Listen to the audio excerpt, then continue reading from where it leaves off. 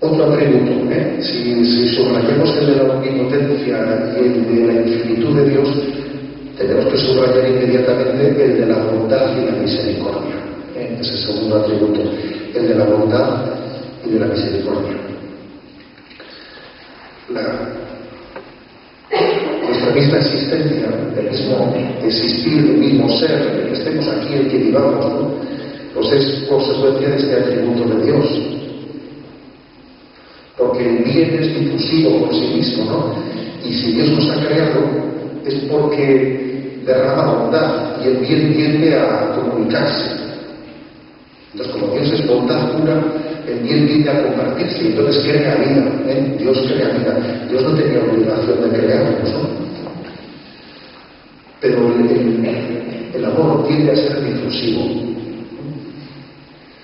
Pues bien, digamos una cosa, el atributo más propio, más característico de Dios, que yo creo que además es una de los grandes, siempre la Iglesia ha afirmado esto en toda su historia, pero en este momento, y me remito, por ejemplo, a la difusión de la devoción de la Divina Misericordia, me remito también a la gran conciencia que vamos teniendo de que en medio de tantas heridas afectivas que tiene todo el mundo, que aquí el que no es cojo es tuerto y el que no es cojo, y entre todos los que hacemos un entero, tenemos conciencia de que aquí todo el mundo arrastramos muchas heridas.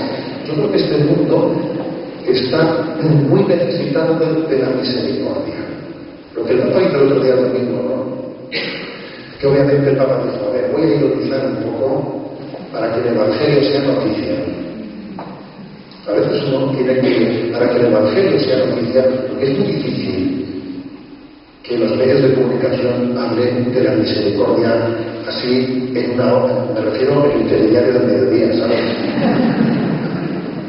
En el telediario del mediodía, que la palabra misericordia sea noticia, a ver, eso es un milagro.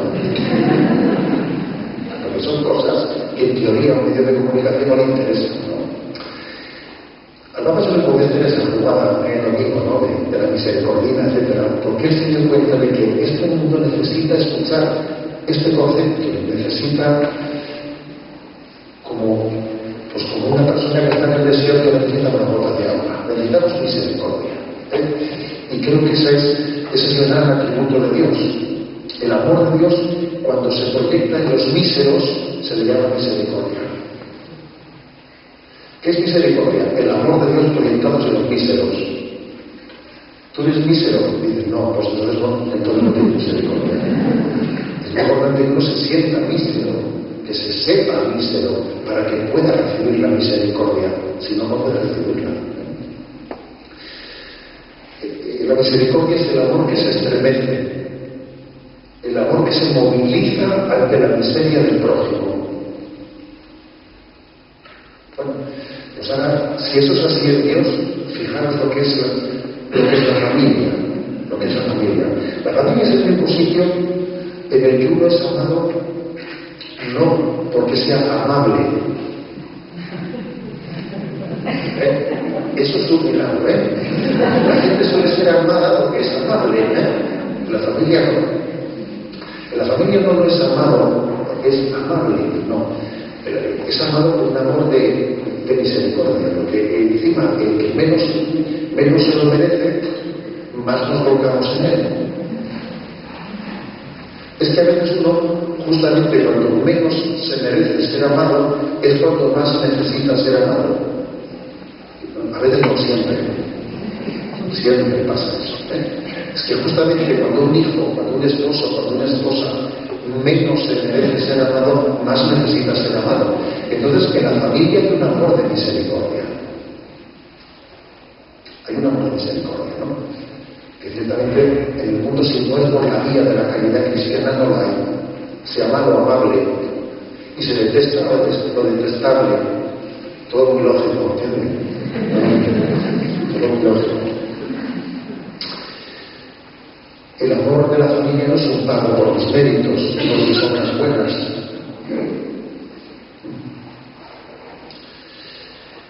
Es verdad que nunca alcanzaremos el amor que Dios tiene hacia nosotros, ¿no? nunca llegamos a alcanzarlo. Pero es verdad que la familia estamos llamados a encarnar, a visualizar la incondicionalidad del amor que Dios nos tiene. Se ha dicho muchas veces, ¿no?, que una madre no tiene 5 hijos, sino que tiene 5 veces un hijo.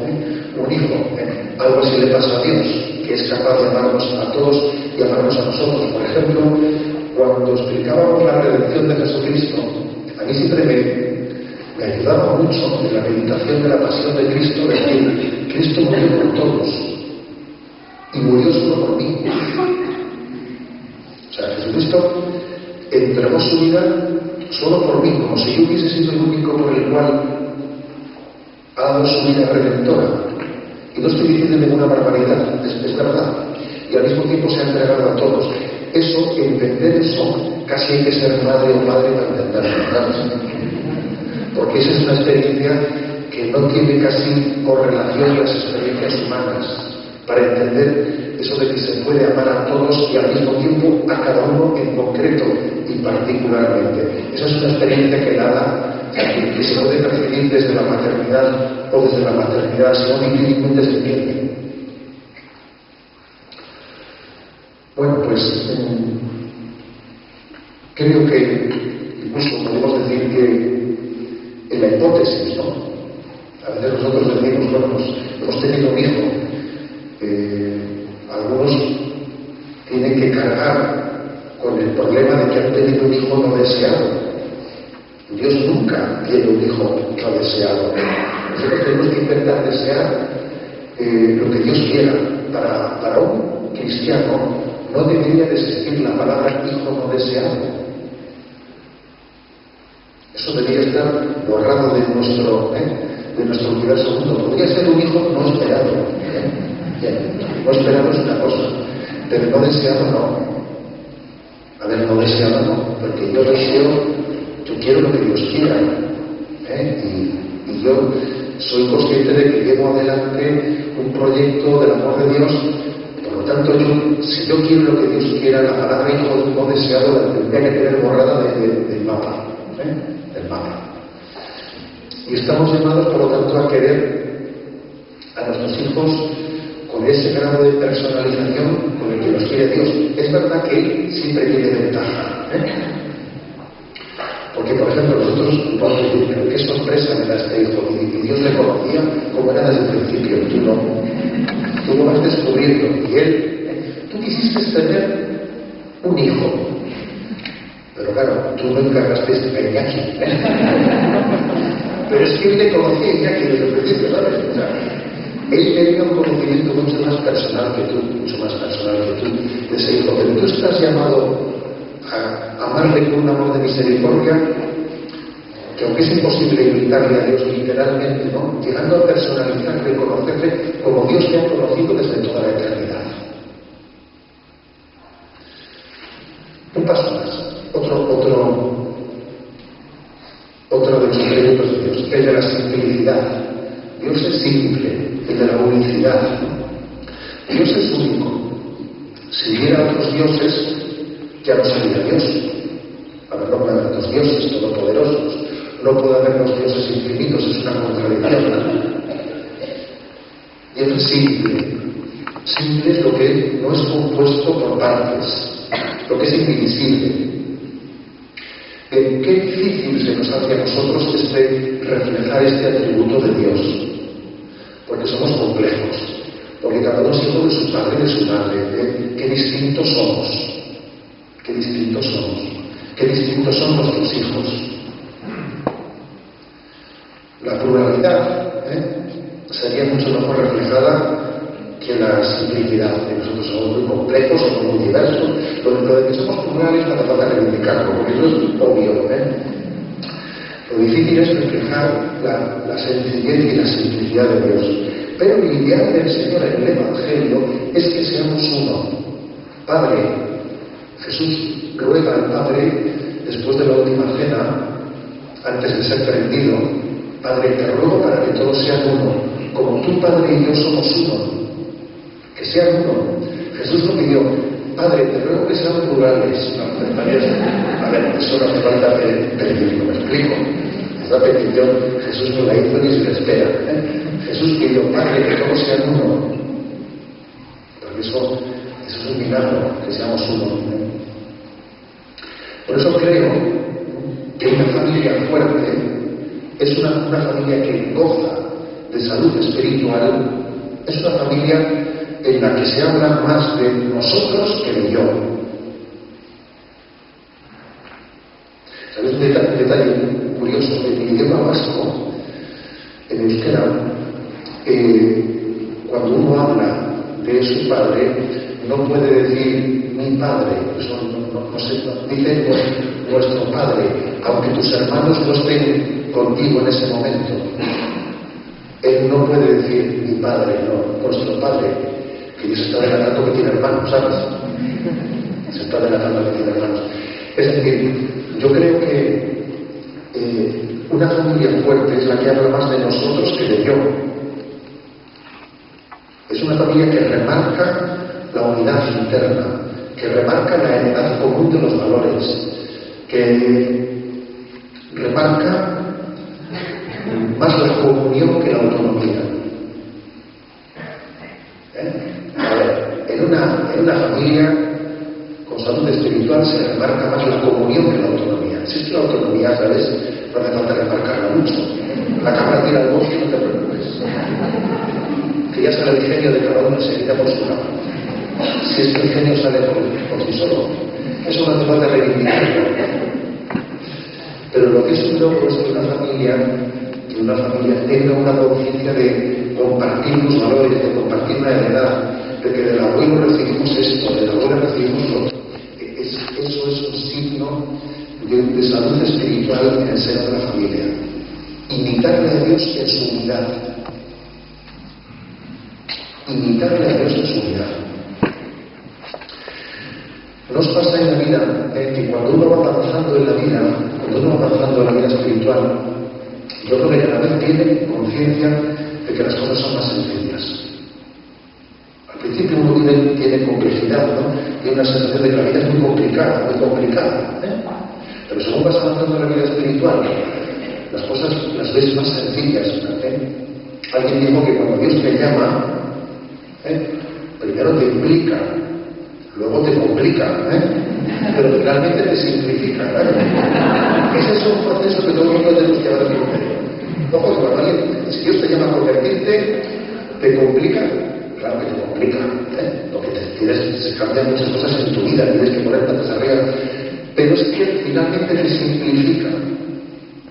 Formar una vida cristiana, formar una familia cristiana, que supone mucha implicación. Yo cuando veo a los padres que vaya a un retiro de matrimonios y ves tú que están moviendo niños arriba y para abajo y que asistir a un retiro, un encuentro, eso es un lío.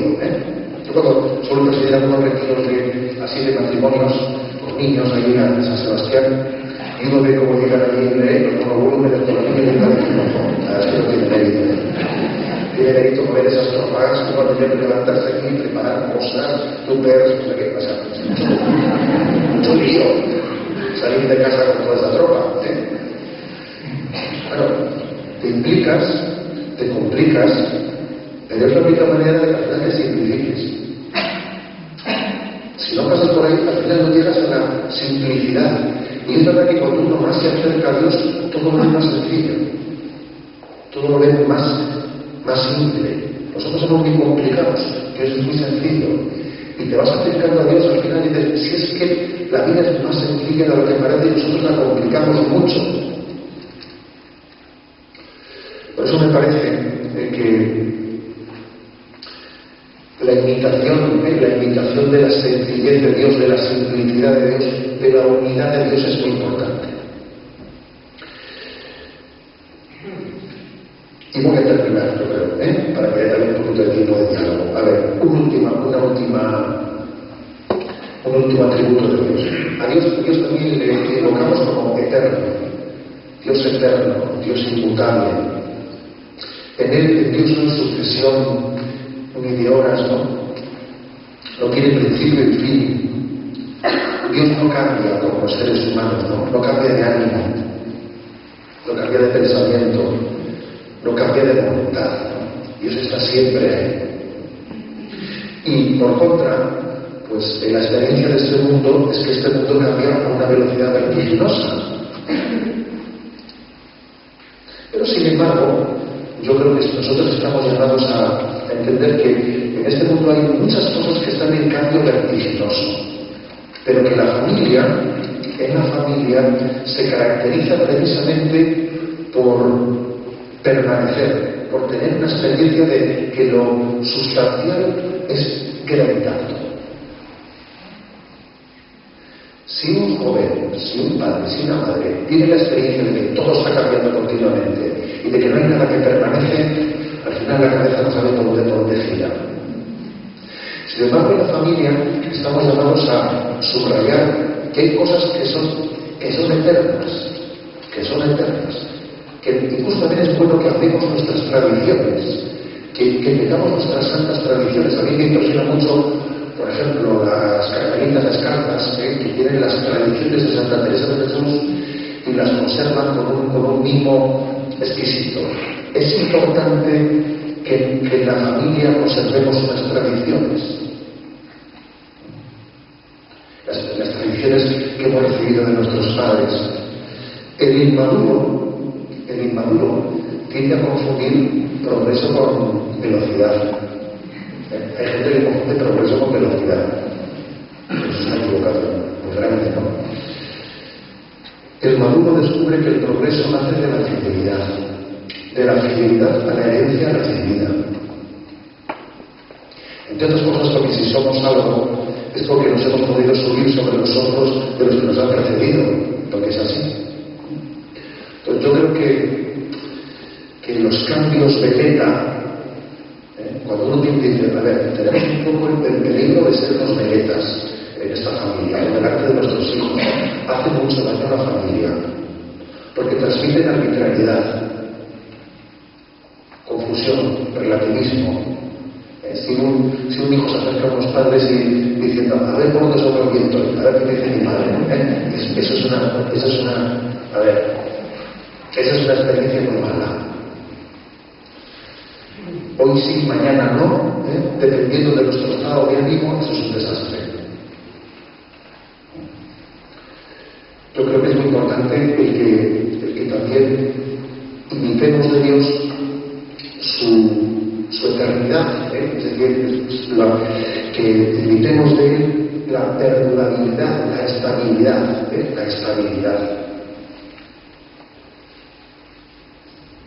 Supone tener una gran paz interior, porque creo que este mundo se caracteriza por la ansiedad, y la ansiedad lo que hace es hacer que pegues pues, golpes de volante, derecha, izquierda, y de verdad la ansiedad nos lleva a tomar decisiones contradictorias continuamente.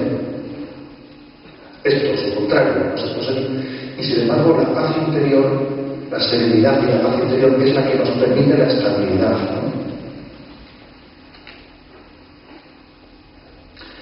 Yo creo que tiene que haber una movilidad en nuestra vida, que es la movilidad de la conversión. Ahí sí que tiene que haber movilidad. Movilidad a la conversión, que en el fondo es la que luego permite la estabilidad. Si tú te mueves a la conversión, en ella puedes ser estable. De lo contrario, estás pegando tu gusto a tu vida. Bueno, también yo creo, por lo tanto, ¿no? Aunque sea eligiendo 3 o 4 atributos, también creo que tenemos que pedirle a Dios el don de que nuestra familia tenga una unidad, una simplicidad y una unidad interna, y que tenga una estabilidad, imagen de esa eternidad de Dios, imagen de esa estabilidad a la que todos aspiramos. Bueno, pues como los atributos de Dios son muchos, pues una cosa que podéis hacer es, vamos a acceder a los atributos de Dios. Hoy en día por internet todo está accesible. Generalmente, en el Tratado de Teología del Deo Creante, o sea, de la creación de Dios, se suele hablar de los atributos de Dios.